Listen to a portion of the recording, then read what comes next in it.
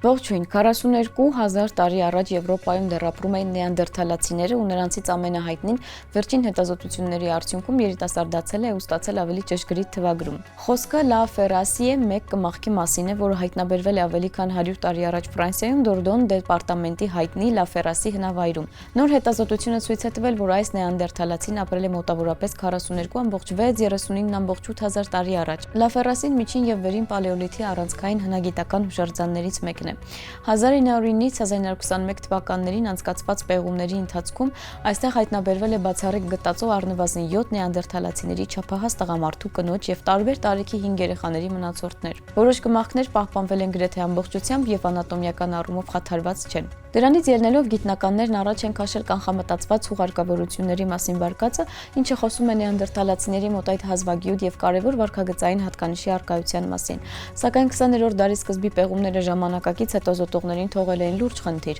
Այն ժամանակ կոնտեքստի ֆիքսման մեթոդները տարբերվում էին ներկայիս չափանիշներից, իսկ ռադիոածխածնային վերլուծությունը դեռ գոյություն չուներ։ Արդյունքում ոսկորների տարիքը երկար ժամանակ մնում էր անորոշ։ Լա Ֆերասիե մեկի համար նախկին գնահատականները տատանվում էին շատ լայն տիրույթում 32-ից մինչև 51,8 հազար տարի։ Ու վերջերս Սորբոնի համալսարանի թիմը որոշել է հստակեցնել թվագրումը առանց մարդկային ոսկորների վրա անմիջականորեն հիմնվելու, քանի որ դրանց համար հուսալի ուղիղ տվյալներ գրեթե չկան։ Գիտնականները դիմել են արխիվային նյութերին եւ թանգարանային հավաքածուներին, կրկին ուսումնասիրել են նեանդերթալացու կողքին հայտնաբերված կենդանական մնացորդները, մասնավորապես ֆաունայի ներկայացուցիչների ոսկորները։ Ըստ հին դաշտային գրառումների, այդ ոսկորները հայտնաբերվել են ենթադրյալ գերեզմանից առավելագույնը 30 սանտիմետր հեռավորության վրա։ Վերլուծության համար ընտրվել է հնագույն կենդանիների ավելի քան 60 ոսկոր եւ ատամ։ Պալեոպրոտեոմիկայի, այսինքն հնագույն սպիտակուցների հետազոտության մեթոդների օգնությամբ գիտնականները կարողացել են որոշել դրանց տաքսոնոմիական պատկանելիությունը գոնե ընտանիքի մակարդակով։ Պարզվել է, որ նմուշների մեծ մասը պատկանել է սնամեջ եղջյուրավորների, հավանաբար բոց ցեղի վայրի ցլերի։ Այնուհետև 6 առավել նշանակալի նմուշները ենթարկվել են ռադիոածխածնային վերլուծության։ 6-ից 5-ի տվյալները համընկել են եւ թույլ տվել բավականին վստահորեն որոշել Լա Ֆերասեի մեկի հետ կապված ժարտի տարիքը։ Ստացված միջակայքը 42,6-ից 39,8 հազար տարի է։ Զգալիորեն նեղացնում է նախկին գնահատականները։ Ինչու է սա կարևոր։ Հայտնագործությունը նշանակում է, որ Լա Ֆերասիե մեկը արևմտյան Եվրոպայի մեզ հայտնի վերջին նեանդերթալացիներից մեկն էր։ Նա ապրել է մի դարաշրջանում, երբ արդեն մայրցամաք էին թափանցում հոմո սապիենսները։ Սա առանձնահատուկ կարևոր է դարձնում գտածուն հասկանալու համար, թե որքան ժամանակ են մարդկային երկու տեսակներն ապրել կողք կողքի ու արդյոք հատվել են նրանց մշակութային ավանդույթները։ Հետազոտողները ենթադրում են, որ այս նեանդերթալացին կարող էր կապված լինել այսպես կոչված շատելպերոնյան մշակույթի հետ, որը հաճախ անցումային են համարում։ Այս շերտերում համակցված են նեանդերթալացիներին բնորոշ տարրերն ու ավելի բարդ տեխնոլոգիաները, որոնք ավանդաբար կապվում են սապիենսների հետ։ Գերիշխող տեսակետի համաձայն հենց նեանդերթալացիներն են ստեղծել շատելպերոնյան ինդուստրիաները։ Սակայն վերջին տարիներին կասկածներ են հայտնվել։ Ֆրանսիական քարանձավներից մեկում այս մշակույթի նյութերի մեջ հայտնաբերվել է նորածին սապիենսի փոքրիկ ոսկոր։ Սա կրկին հարց է առաջացրել, ով է իրականում կանգնած եղել այդ տեխնոլոգիական նորամուծությունների հետևում։ Նոր թվագրումը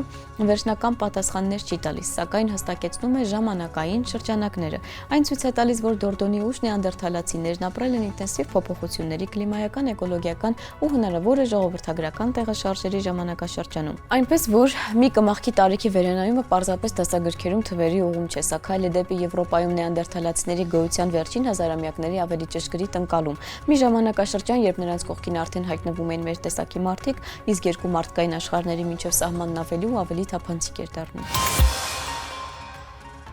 Վահանաձև գեղձի ֆունկցիան հղիության սկզբում ըստ ամենայնի չի մեծացնում երեխայի մոտ բնածին արատների առաջացման ռիսկը, սակայն մեկ իմունոլոգիական ցուցանիշ այնուամենայնիվ կարևոր է։ Նման եզրակացության են եկել դանիացի հետազոտողները վերլուծելով ավելի քան 20,000 հղիության տվյալները։ Օլբորգի համալսարանի թիմն իրականացրել է 20,399 կանանց հետահայաց կոհորտային հետազոտություն, ովքեր նախկինում չեն ունեցել վահանաձև գեղձի ախտորոշված հիվանդություններ։ Արյան նմուշները վերցվել են վաղ ժամկետներում, միջինում հղիության 10-րդ շաբաթին, այսինքն պտղի օրգանների ակտիվ ձևավորման շրջանում։ Անալիզում գնահատվել են տիրեոտրոպ հորմոնի ազատ տիրոքսինի մակարդակը, ինչպես նաև հակամարմինների մի քանի տեսակ տիրեոիդ պերօքսիդազի, տիրեոգլոբուլինի եւ տիրեոտրոպ հորմոնի ռեցեպտորների նկատմամբ։ Այնուհետև տվյալները համադրվել են նորածինների առողջության մասին տեղեկությունների հետ։ 702 երեխա ամբողջ ընտրանքից ունեցել է բնածին անոմալիաներ, սակայն նրանց մայրերի մոտ տիրեոտրոպ հորմոնի եւ ազատ տիրոքսինի միջին մակարդակները վիճակագրորեն չեն տարբերվել այն կանանց ցուցանիշներից, որոնց երեխաները ծնվել են առանց արատների։ Այլ կերպ ասած, հղիության վաղ ժամկետում վահանաձև գեղձի ֆունկցիան ինքնին կապ չի արտահայտել բնածին արատների ռիսկի հետ։ Փոխարենը տարբերություն է հայտնաբերվել մեկ այլ պարամետրում՝ տիրեոտրոպ հորմոնի ռեցեպտորների հակամարմինների մակարդակում։ Անոմալիաներ ունեցող երեխաների մայրերի մոտ այս ցուցանիշն ավելի բարձր է եղել, իսկ տարբերությունը վիճակագրորեն նշանակալի։ Հեղինակներն ընդգծում են, որ խոսքը ասոցիացիայի մասին է, այլ ոչ թե ապացուցված պատճառահետևանքային կապի։ Այնուհետև արդյունքները մատնանշում են ոչ թե հորմոնալ դիսբալանսի, այլ իմունային մեխանիզմների հնարավոր դերը որոշ բնածին խանգարումների ռիսկի ձևավորման հարցում։